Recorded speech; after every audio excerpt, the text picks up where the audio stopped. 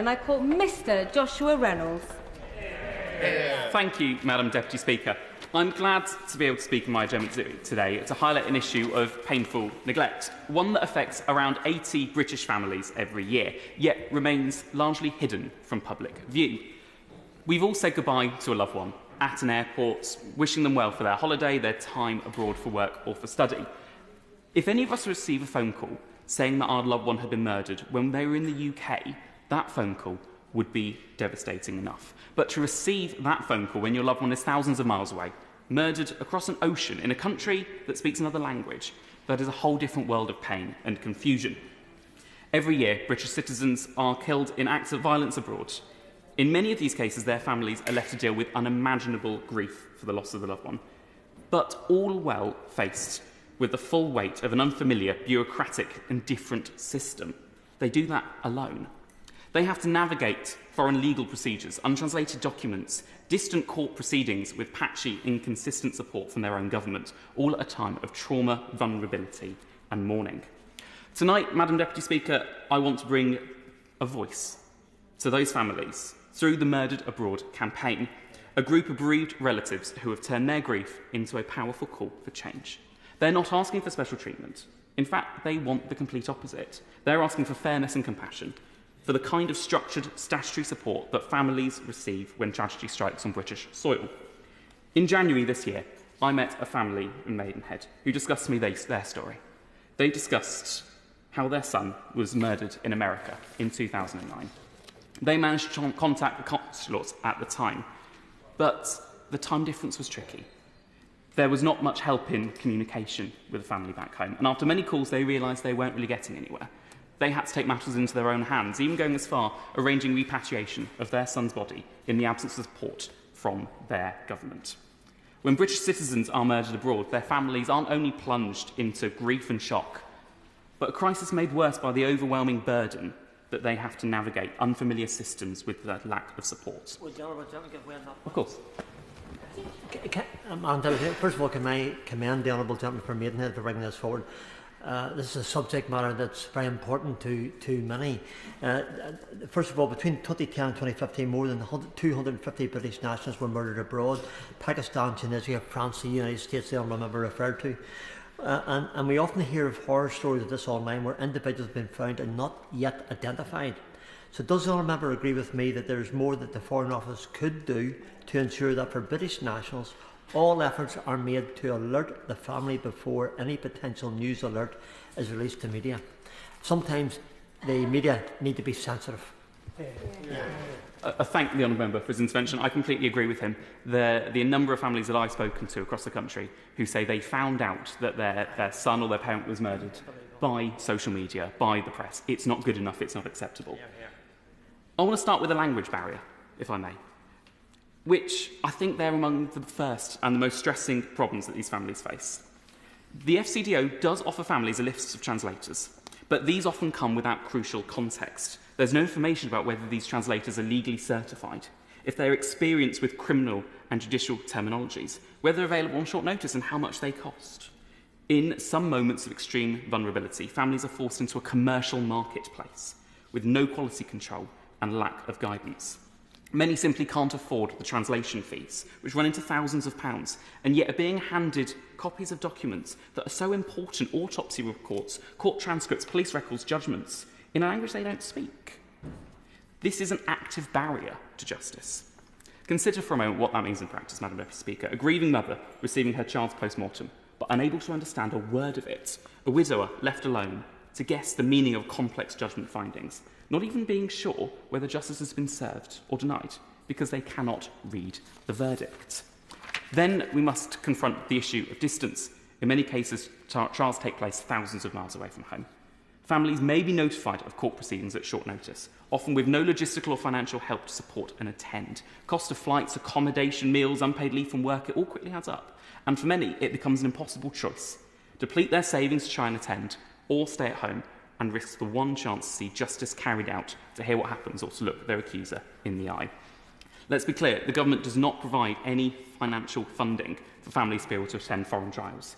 even when the court's findings could have a direct impact on coroner's inquests in the UK. It's not about luxury, it's about basic fairness. No bereaved family should be priced out of justice just because a killing happened beyond our borders. Add to this is the challenge of cultural and legal complexities. It's easy to find when families feel so lost. Legal systems, they vary so much from country to country. Some are adversarial like ours, others aren't. Some permit victims' families to play an active role, others don't. The length of proceedings, the level of evidence that's required, the appeal process, it all differs. Yet families are given little to no explanation by the government. They're often told to find a lawyer abroad, provided a list that comes with very little guidance. There's no indication of whether those lawyers speak English, whether they specialise in murder or not, whether they understand victim support, or whether they're familiar with working alongside British families. All the while, they're left with no UK-based legal advice, no legal advice in the UK with someone who specialises in overseas homicide cases. Time and time again, the most frustrating aspect, though, is communication failures. As the Honourable Member said, families are being left in the dark about the most basic details of cases. Trial dates come and go without notice. Hearings are adjourned with no explanation. Key developments such as the release of a suspect or even the final verdict are often learnt through media, social media or word of mouth, other than through official channels. This is unacceptable. Families aren't asking for the world in this. They're asking for regular updates, clear communication, transparency, so they're not blindsided by crucial developments in the pursuit of justice for their loved ones. Of course. I thank the Honourable Gentleman for giving way. Some of the aspects of the cases that he's very eloquently describing are sadly very similar to those of Rob Spray from my Cannock Chase constituency, who died suddenly in Bulgaria in 2019. Rob's case is about to be heard in inquest, so I won't comment on the legal aspects, but I can say that his family were left in the dark by the Bulgarian authorities and sadly also by the Foreign Office.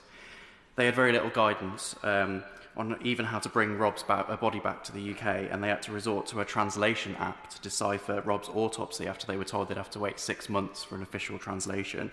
All of that deepened their grief and frustration at the worst possible time, and the worst part of all is that Rob's mom sadly passed away, not knowing what happened to her son. I'll do everything that I can to help Rob's family to get the answers they've waited so long to get. And I know that the Honourable Gentleman will continue to campaign on this. So would he agree with me that we need to make sure that bereaved families like the Sprays get the full support of the British government so that they can get the closure that they need and deserve? I thank the Honourable Member for his intervention and for him talking about Rob and his residents and their family. It's really important that the government step up and really support families where they need it. And it's the advice that's being given, it's the advice, it's the consistency of that, and knowing that they've got someone to turn to. And that brings me on really nicely to my next point, which is the support that we're giving these families in terms of the consistency in the consular services. Some describe consular services overseas as being really positive, empathetic individuals going out of their way to help, but far too many tell me about being passed from person to person, receiving contradictory advice, having emails ignored, and being made to feel more like a burden than a bereaved family in need of care. The inconsistency is one of the crucial failings because there's no statutory duty on the government to provide a minimum standard of support to families in these circumstances. The level of help depends on the consulate involved. Which official picks up the phone, which country the incident occurred in. This is a passport lottery in some cases. Now, Madam Deputy Speaker, I want to mention some real people in this and highlight how they feel like they've had failure. Eve Henderson's husband, Roderick, was killed in France in 1997. She encountered immediate language barrier, completely different judicial process that no one explained to her and no help to navigate. Brian Chandler's grandson, Liam, was killed in Greece in 2006, pushed from a fourth-floor balcony by his own father, a British national. The perpetrator admitted what he'd done, yet the Greek court found him not guilty due to a psychiatric episode.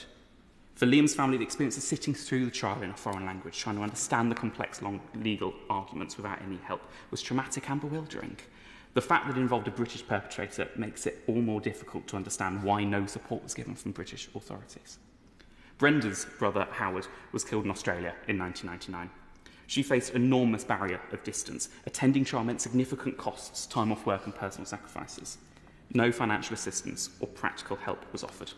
She had to make a decision between justice and affordability, an impossible choice that no grieving family should ever have to make. Alicia's sister, Vanessa, was killed in Thailand in 2004. Alicia faced a perfect storm of challenges, language barrier, cultural differences, and geographical distances for an unfamiliar legal system.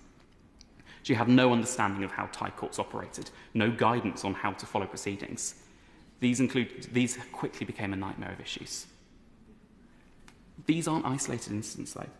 These are emblematic of a broken system that's so inconsistent as we move forward. Well, my friend give way. Of course. I'm grateful for him for giving way and congratulate him for securing this debate. Dr. Ding Koldal Ding was raised and educated in North Norfolk and became a neurosurgeon before travelling to South Sudan to practice medicine and save lives. In 2017, he was found dead in his family's flat. They believed that he was murdered. However, the official government narrative is that he died by suicide or misadventure, which significant evidence disputes. Does my honourable friend agree that there is an extra challenge for families whose loved ones are murdered abroad when they're having to also challenge the authorities there, and that the Foreign Office should support them in their fight for justice? I thank my honourable friend for his intervention. It's incredibly important that the authorities provide that extra level of support. But one thing that families have told me makes a real difference is the peer support that they can get. Other families who've walked the path before and can offer reassurance, practical advice, and the emotional understanding that no bureaucrat or leaflet they're given ever could. These support networks, like Murdered Abroad, are under-resourced.